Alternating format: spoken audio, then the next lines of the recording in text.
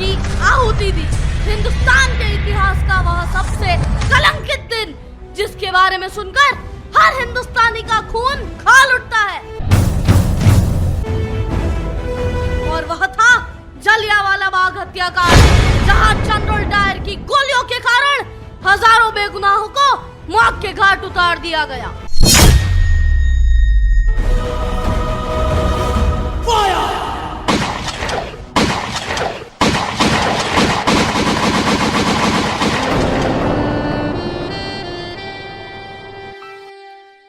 घटना का एक 12 वर्षीय मासूम बालक पर इतना गहरा असर पड़ा कि देखते ही देखते वह एक क्रांतिवीर बन गया,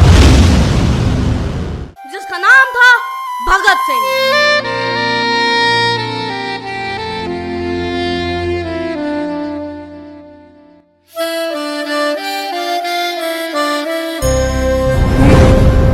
सन 1923 में भगत ने लाहौर का सुप्रसिद्ध नेशनल कॉलेज ज्वाइन किया, जहां उनकी मुलाकात हुई बटुकेश्वर दत्त राजगुरु और अन्य साथियों से, जिनकी प्रांत और भाषाएं तो अलग अलग थी, परंतु सबकी ख्वाहिश और मकसद सिर्फ एक ही था, हिंदुस्तान की आजादी।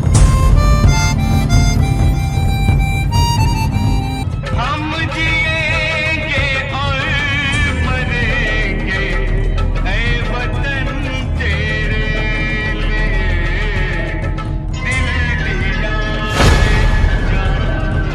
सन 1928 की एक सुबह जब भारत में साइमन कमीशन के नारे लगे, उस दिन हिंदुस्तान में उसका जमकर विरोध हुआ, और ऐसी एक रैली में पुलिस ने पंजाब केसरी लाला लाजपत राय पर लाठीचार्ज किया, जिसमें लाला जी की मौत हुई।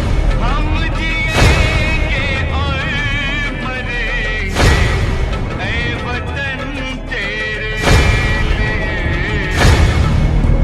भगत क्या तुमने आज का अखबार पढ़ा?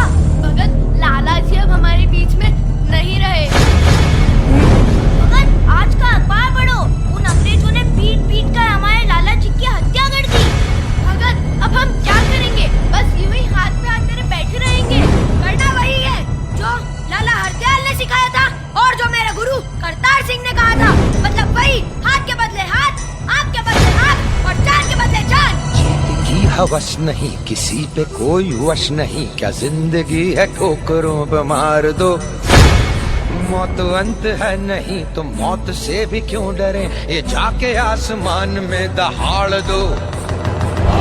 है प्रचंड बोले मस्तकों के झुंड, आज जंग की घड़ी की तुम गुहार दो, मान बान शान या की जान का हो दान, आज एक धनुष के बाण पे उतार दो, आरंभ है प्रचंड।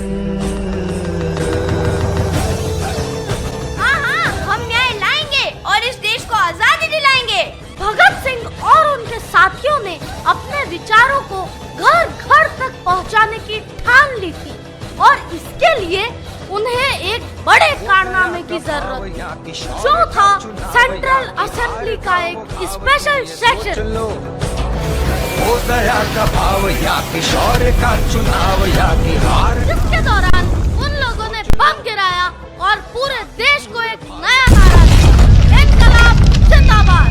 मौत अंत है नहीं तो मौत से भी क्यों डरे, ये जाके आसमान में दहाड़ दो। भगत सिंह, इस कोच ने तुम्हें और तुम्हारे साथियों को फांसी की सजा सुनाई है। यह तो बड़ी खुशी की बात है। कोच, तुम्हें फांसी की सजा सुनाई और तुम खुश हो रहे हो? तुम्हारी एज ही क्या है भगत सिंह? इस एज में आदमी अपने ड्रीम्स डिजाइन करता है और उन ड्रीम्स को पूरा करने की ट्राई करता है। ड्रीम तो मैंने जी बचपन ही देख लिया था। ये देख रहे हैं ना आप, इस मिट्टी को तुम ड्रीम कहते हो? हाँ, ये कोई मामूली मिट्टी नहीं है, ये जलियांवाला बाग की मिट्टी है, और इस मिट्टी में मेरे देशवासियों का लहू मिला है। इस मिट्टी को मैं हमेशा अपने साथ रखता हूँ, ताकि ये मुझे मेरे सपने, मेरे वजूद की याद दिलाते रहे, जो है आजादी।